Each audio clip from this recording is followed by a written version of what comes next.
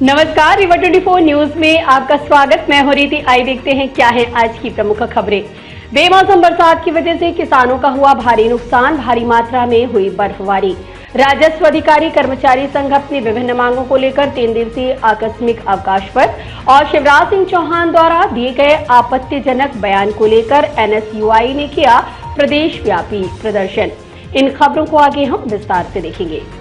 रीवा में अचानक से मौसम के मिजाज में आए परिवर्तन के साथ तेज बारिश हुई और इस बारिश में ओले भी गिरे, जिसके कारण किसानों की फसल बर्बाद हो गई। 19 मार्च की शाम रीवा जिले के मनगामा, मऊगंज और गुढ़ सिरमौर, त्योंथर सहित कई क्षेत्रों में अचानक मौसम बदलने के साथ तेज बारिश हुई। वहीं शहर में भी जोरदार बारिश से आम जनजीवन प्रभावित हुआ। इस दौरान ग्रामीण इलाकों में पत्थर के साइज के ओले भी गिरने शुरू हो गए, जिससे किसानों की विभिन्न फसलों का नुकसान हुआ। किसान सरकार से गुहार लगा रहे हैं कि उनकी मदद की जाए। आपको बता दें, कल देर शाम मौसम बदलने के कारण जिले के कई हिस्सों में भारी बारिश हुई। वहीं कुछ विशेष हिस्सों में ओले भी पड़े, जिसके कारण किसानों की अरहर, चना, गेहूं, मसूर और राई जैसी अन्य कई फसलें बर्बाद हो गईं और अब वह किसान अपनी फसलों के नुकसान की भरपाई कराने को लेकर सरकार से मदद की आस लिए बैठा है। आपको बता दें, रीवा के कई इलाकों में भारी ओलावृष्टि हुई, जहां आंवले के आकार के पत्थर खेतों में गिरे और किसानों को भारी नुकसान हुआ। कि जैसे कल ओलावृष्टि की सूचना मिली है, हम और हमारे भाजपा के सभी साथी सक्रिय हो गए हैं और किसान मोर्चे का जिला अध्यक्ष होने के नाते किसानों से मेरा सीधा संवाद है। उनका दुख दर्द मेरा दुख दर्द है। जैसे मुझे पता चला, मैं भागता हुआ इन गांवों में आया हूं। हमारी इस विधानसभा त्योथर के जलरी, घटेहा, फुलदेव, रामपुर, बराती, मुजरा, गोंदखुर्द आदि गांवों में व्यापक नुकसान हुआ है। गेहूं की फसलें जमीन पर लेट गई हैं, किसानों के पास कुछ शेष नहीं है। इस विषय को लेकर के हम लोग आए हैं कि इसका हम लोग मूल्यांकन कर सके। माननीय मुख्यमंत्री जी तक इसका आग्रह कर लिया गया है, क्योंकि किसान हितैषी मुख्यमंत्री हैं, किसान पुत्र हैं हमारे मुख्यमंत्री। वो किसानों के लिए जीते हैं और किसानों के लिए मरते हैं। तो हमें भरोसा है कि किसानों की इस विपदा और संकट में हमारे मुख्यमंत्री साथ खड़े रहेंगे। आपसे कोई संपर्क हुआ मुख्यमंत्री जी से? माननीय मुख्यमंत्री जी को मैंने ट्वीट के माध्यम से और अन्य संचार माध्यमों के माध्यम से माननीय मुख्यमंत्री जी तक ये बात पहुंचा दी है। वहां से किसानों के हित में काम करने के लिए शीघ्र ही शासन स्तर पर बड़े निर्णय लेने की बात कही गई है। आज इस नुकसान पर हमारे यहाँ के सरपंच प्रतिनिधि रामू पांडे जी हैं, हमारे संयोजक हैं शक्ति केंद्र के आदरणीय सुरेश जी हैं, हमारे अवधेश सिंह जी हैं, हमारे किसान मोर्चे के महामंत्री चेतन जी हैं, दादू जी हैं। ये सब लोग आज घूम रहे हैं गांव गांव। किसानों के दर्द में हम सब सहभागी हैं। हम सब प्रयास कर रहे हैं कि हमारे किसानों के एक एक पाई का जो नुकसान हुआ है उसकी भरपाई हम और हमारी सरकार। क्या नाम है आपका? जी, रामाय पाठक। कब ओलावृष्टि हुई और कितनी प्रतिशत नुकसान हुआ है? अरे सारी फसल नष्ट हो गई है, शेष कुछ बचा नहीं है। अब अध्यक्ष महोदय से अनुरोध है कि कुछ किसानों को कुछ करवाएं। मुख्यमंत्री महोदय से आप क्या निवेदन करना चाहेंगे? जी, यही निवेदन करना चाहते हैं कि हमारी फसल जो थी वो नष्ट हो चुकी है, तो हम अनुरोध करते हैं कि हमें कुछ लाभ मिले और जो हो सके वो सरकार सहायता करे किसानों की। मुआवजे की मांग कर रहे हैं जी। बसपा नेता कासिम खान पर धोखाधड़ी 420 के आरोप लगाए गए। कासिम खान के भाई ने पैतृक संपत्ति के विवाद को लेकर धोखाधड़ी और 420 का आरोप लगाया है। मामला गुढ़ और विश्वविद्यालय थाना अंतर्गत का बताया जा रहा है। पोस्ट सनौरा, थाना विश्वविद्यालय, तहसील रायपुर करचुलियान का निवासी हूँ। हमारी ज़मीन जो है तो बेलहा 450 जनरल नंबर में भी है, बेलहा 451 दोनों नंबर में है। लेकिन ये मामला बेलहा 450 जनरल नंबर का है। इसमें जो है तो 416, 417, 418, 420, 422, 423 ज़मीनों का ये मैटर है। इसमें हम लोग 3 भाई हैं। तीनों भाई का बंटवारा हो चुका है, तहसील से बटांकन हुआ, नक्शा तरमीन का भी आदेश हुआ और नक्शा तरमीन का जब पटवारी आरआई कासिम खान को बुलाना चाहे तो वो नहीं आया और दस्तखत भी नहीं किया संबंध में। उसके बाद वो लोग बोले कि जब एक आदमी सहमत नहीं होता है तो हर नंबर में 1/3 होगा। तो 1/3 का बंटवारा हुआ हर नंबर में। जो 416 और 418 मतलब बाणसागर में लिखा हुआ है, जबकि है नहीं बाणसागर में, इसलिए उसका नक्शा तरमीम नहीं हुआ, वो मुस्तरका रहा। अब ये क्या किया कि नक्शा तरमीम का अपील किया एसडीएम रायपुर तहसील, रायपुर करचुलियान तहसील में एसडीएम साहब के यहाँ, और इसके बाद अपील करने के बाद कासिम खान क्या किया कि अपना हिस्सा मनमानी तौर से बीचों बीच प्रॉपर्टी डीलर लोगों को, उपेंद्र सोहगौरा और ये अमलेश पटेल और राजभान पटेल और ललित पटेल, इस तरह से 10-15 लोग जो भी हों, हमको सबका नाम नहीं मालूम है, उन लोग को बेच दिया, एग्रीमेंट किया। अब एग्रीमेंट करने के बाद ये नाप जोख जब करने लगे तो हम जो है तो बोले छोटा भाई को कि देखो कौन नाप जोख कर रहे हैं, तो जाके देखा तो इन राजभान पटेल वहाँ पर नहीं थे। फ़ोन में वो बात किया तो राजभान पटेल फ़ोन में धमकाने डराने के लिए बोलते हैं कि जानते नहीं हैं हम लोग जो है तो कितने प्रॉपर्टी डीलर लोगों को गायब कर दिए हैं, आज तक पता नहीं चला। वो कौन भैया सिंह है, गुड्डू हैं, जिनके नाम एग्रीमेंट हुआ है, तो कौन पटेल को उठा ले गए थे, 5-6 दिन रखे, पिटाई किए, तो उनमें गोली चल गई, बहुत बड़ा गोली कांड होगा उस ज़मीन में। इस तरह से धमकाने का प्रयास किया गया, जो हमारे छोटे भाई के मोबाइल में रिकॉर्डिंग है और हमारे में भी रिकॉर्डिंग भेजा गया, हमारे मोबाइल में भी। दूसरा जो है तो ये लोग इसका रिपोर्ट हम किए थाना विश्वविद्यालय में, कोई सुनवाई नहीं हुई। फिर जो है तो एसपी साहब को इसका रिपोर्ट किए हम 28 दिसंबर को, तो वो बोले कि टीआई साहब से मिलो। तो टीआई साहब से जब हम मिले तो टीआई साहब उनको बुलवाना चाहे, वो लोग आए नहीं। हम बैठन में रहते हैं, चले गए बैठन। इसके बाद जो है तो कि कासिम की ये ज़मीन है और प्रॉपर्टी डीलर लोग खरीदे हैं, तो वो पेपर दिखाया जाए। तो बोले नहीं, पेपर ऊपर देखने का हमारे पास समय नहीं है, सर दर्द कर रहा, और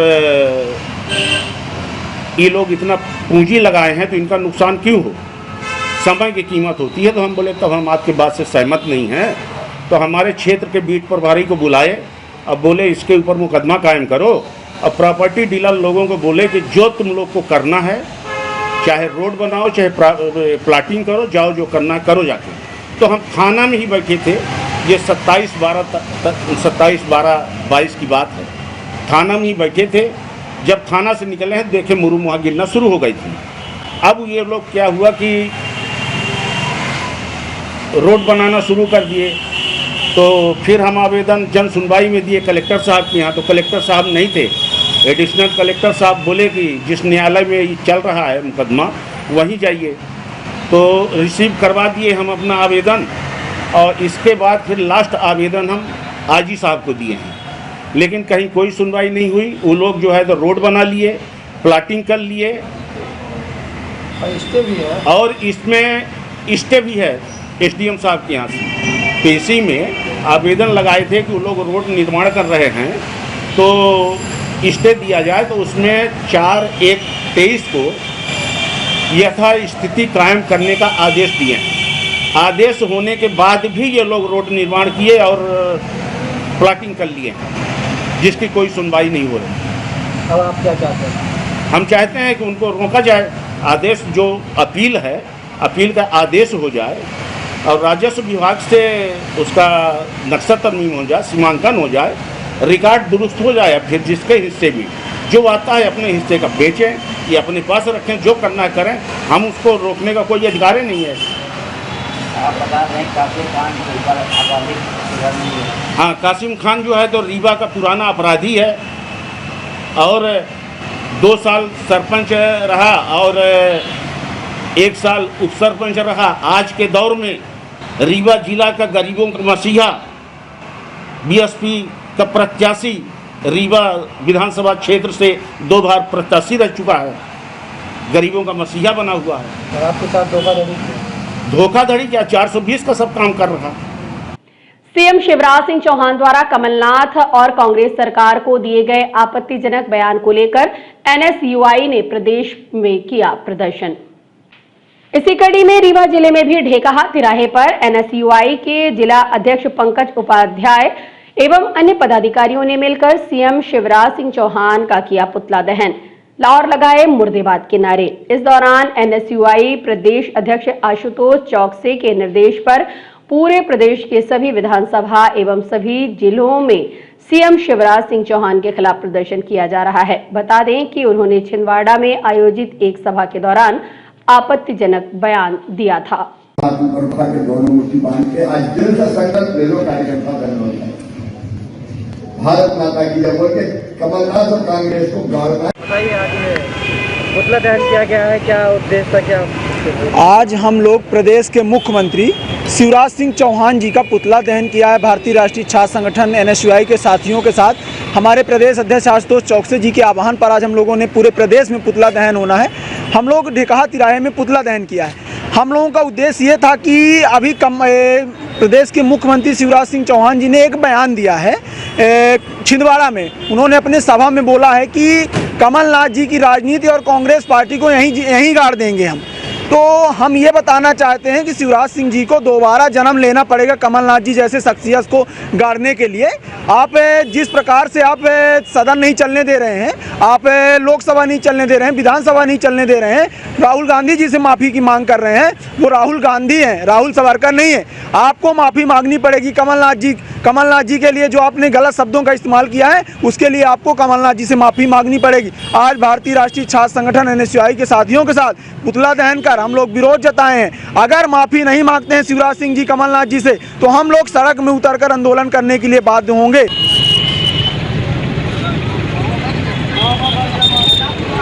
राजस्व अधिकारी कर्मचारी संघ द्वारा शासन से मांगे पूरी न होने पर 3 दिवसीय आकस्मिक अवकाश का निर्णय लिया गया। कुछ दिनों पूर्व राजस्व अधिकारी कर्मचारी संगठन ने अपनी विभिन्न मांगों को लेकर शासन को ज्ञापन पत्र सौंपा था, लेकिन उनकी मांगे पूरी न होने पर आज राजस्व कर्मचारी अधिकारी 3 दिवसीय आकस्मिक अवकाश पर चले गए। एक्चुअल है क्या कि मध्य प्रदेश राजस्व अधिकारी कर्मचारी संघ ने 2 दिन पहले काली पट्टी लगाकर और विरोध स्वरूप अपना वो किया था, किंतु शासन की ओर से कोई सकारात्मक परिणाम नहीं निकला। तो प्रांतीय कार्यकारिणी ने 3 दिन का आकस्मिक अवकाश 20, 21, 22 को रहने का निर्णय लिया है। उसी के परिप्रेक्ष्य में हमारे रीवा जिले में भी सभी नायब तहसीलदार और तहसीलदार लोग सामूहिक अवकाश पर हैं।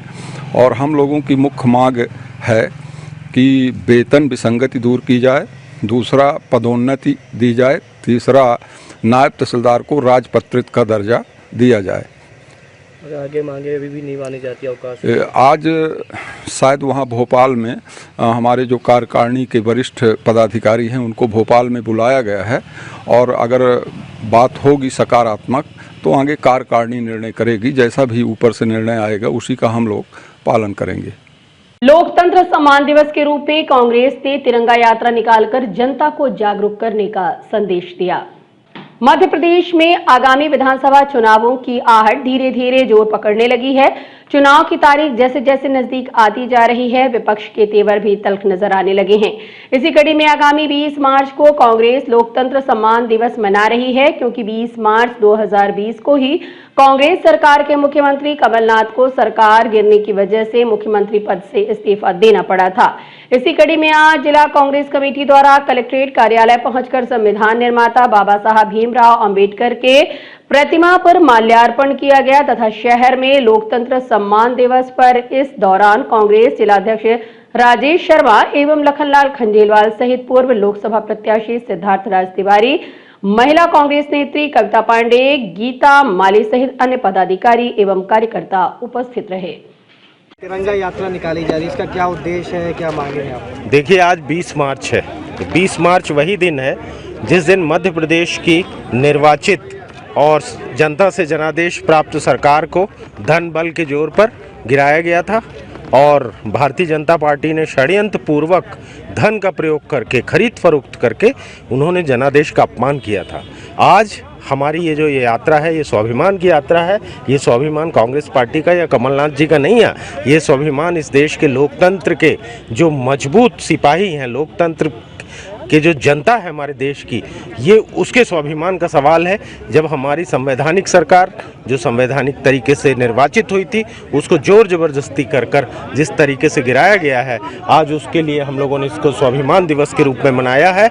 और लोगों को हम बताना चाहते हैं कि आप ताकत और धन के बल पे देश के संविधान को नहीं नष्ट कर सकते, तुम लोकतंत्र का अपमान नहीं कर सकते, तुम भारत की जनता के जनादेश का अपमान नहीं कर सकते। और अगर यही जनादेश का अपमान अगले वर्ष 2023 में और 2024 में भारतीय जनता पार्टी को भोगना पड़ेगा, जब जनता भारी बहुमत से कांग्रेस की सरकार मध्य प्रदेश में बनाएगी।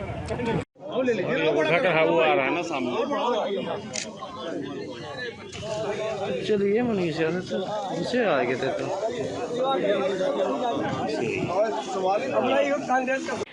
यातायात विभाग द्वारा लगातार वाहन चेकिंग अभियान जारी है। रीवा शहर में इन दिनों वाहन चेकिंग अभियान जारी है। इसी कड़ी में आज शहर के विभिन्न स्थानों में यातायात पुलिस द्वारा वाहन चेकिंग की गई, जिसमें ब्लैक कलर की स्कॉर्पियो ब्लैक पट्टी लगी हुई थी, जिसे निकाला गया और जुर्माना किया गया। आपको बता दें कि वाहन में नंबर भी दर्ज नहीं था।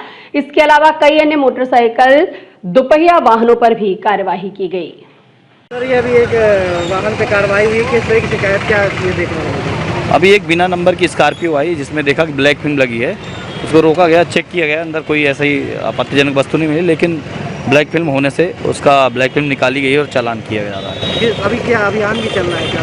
अभियान तो लगातार जारी है। पुलिस अधीक्षक महोदय के निर्देश पर लगातार अभियान जारी रहता है।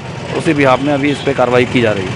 नियम क्या है सर इनको लेकर? ब्लैक फिल्म किसी भी वाहन में नहीं लगे होना चाहिए, अन्यथा उसका 500 का जुर्माना है और ब्लैक फिल्म भी निकाली जाती है। और हम मिलते एक छोटे से ब्रेक के बाद। हड्डी जोड़ एवं रीढ़ रोग तथा स्त्री रोग एवं प्रसूति रोग का इलाज एक ही छत के नीचे।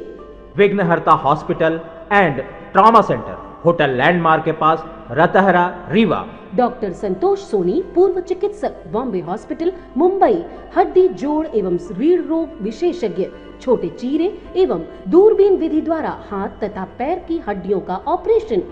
गठियाबात, जटिल एवं बिगड़े हुए फ्रैक्चर का बेहतर इलाज करते हैं डॉक्टर संतोष सोनी। विघ्नहर्ता हॉस्पिटल ट्रॉमा सेंटर में ही स्त्री एवं प्रसूत रोग विशेषज्ञ डॉक्टर शैलजा सोनी भी उपलब्ध हैं, जिनकी देखरेख में नॉर्मल डिलीवरी, सिजेरियन ऑपरेशन एवं बच्चेदानी से संबंधित ऑपरेशन की बेहतर सुविधा। संतानहीन दंपत्ति तत्काल संपर्क करें।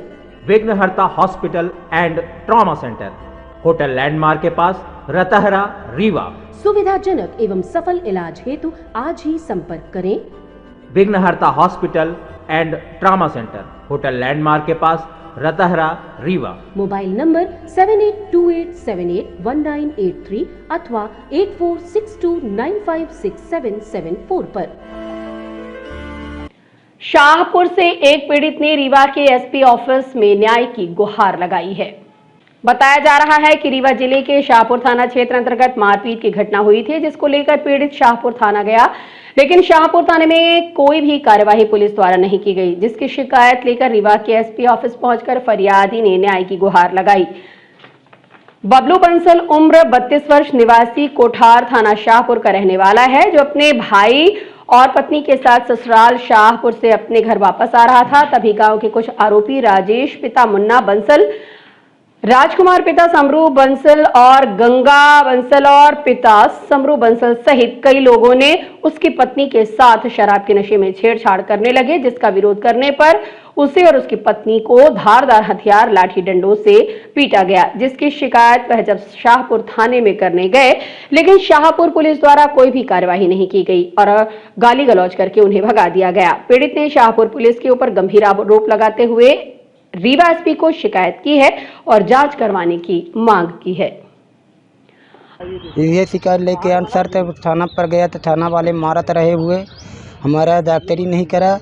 रात के 12 बजे छोड़ दिया हनुमाना में, और जिसको को चोट ज़्यादा लगी रही तो उसको नहीं करा, जेका कम चोट लगी तो कर ले आए डॉक्टर। किसके साथ मारपीट हुई? भाई है, मतलब मारपीट से बहन भाई में नहीं, वो हमें 4 बहनों में, मतलब हम पहुना लागी अवसर लागा। कौन मारा है? मारा है हमें मुन्ना, अरे एक का नाम है वो, किस बात को लेकर विवाद हुआ है? किस बात को लेकर? यही बात खातिर कई तला गए रन, खाना पीना खाए, बलाइन सास ससुर खाए के गैर वो कम पिए दारू मस्त रहे। मेरे मेहरारू को छेड़खानी में दौड़त रहे तो करता बहन नहीं आए तुमको कहे ना कि तुम्हारा फूट ऐसे करेगा, अतन में मारे लागे हमको। और किला के बीच का बात या गोरे के सामने के बात ही है। साहिबपुर थाना गए थे शिकायत? हाँ साहिबपुर थाना गया था। साहिबपुर थाना में हमको शिकायत करे गया था, लिखावे गया था, हमको लात मारता रहे एकदम। कौन मारा? मारा मुंशी मारा है, मैं लिखे वाले। क्या नाम है जानते हो? नाम तो नहीं जानता सर। रिपोर्ट लिखने वाले। अधिवक्ता संघ के अध्यक्ष राजेंद्र पांडे ने आज अधिवक्ताओं की समस्याओं को लेकर एक पत्रकार वार्ता का आयोजन किया। क्या है अधिवक्ताओं की समस्याएं और क्या है अधिवक्ता संघ की मांगे, जानने के लिए आइए चलते हैं सीधे पत्रकार वार्ता में। तो ये भी है कि केस बहुत सारे 20-20 साल के पेंडिंग पड़े हैं, इसीलिए पड़े भाई। हाई कोर्ट भी हमसे डबल छुट्टी लेता है। कैलेंडर आप देखो अलग अलग रहते हैं। अब पेंडेंसी तो हर जगह इसी तरह न बढ़ेगी, या तो सब मिलके जूझो उसमें। जैसी तेजी आज दिखा रहा हाई कोर्ट, अगर 20 साल पहले दिखा देता तो पेंडेंसी आज तो खत्म हो गई होती। इस कारण अधिवक्ता न तो क्लाइंट के साथ न्याय कर पा रहे थे, न्यायिक पदाधिकारी प्रकरणों के निराकरण में पर्याप्त समय दे पा रहे थे।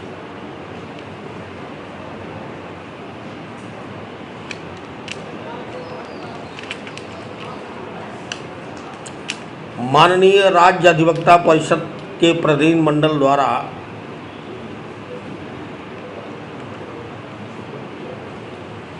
माननीय मुख्य न्यायाधिपति उच्च न्यायालय को ज्ञापन सौंपकर 2 बार इस आदेश को वापस ले जाने का निवेदन किया गया।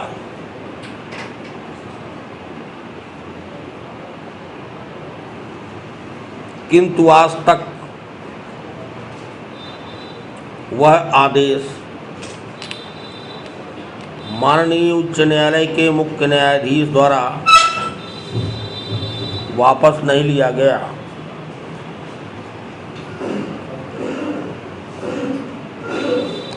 अतः अब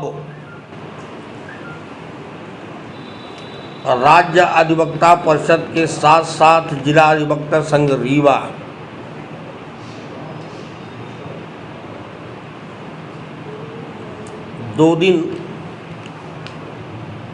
आगामी 2 दिन 21 और 22 को आदेश के वापस ले जाने की प्रतीक्षा करेंगे।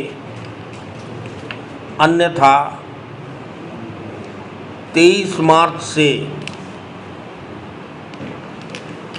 इस उच्च न्यायालय के निर्णय के विरुद्ध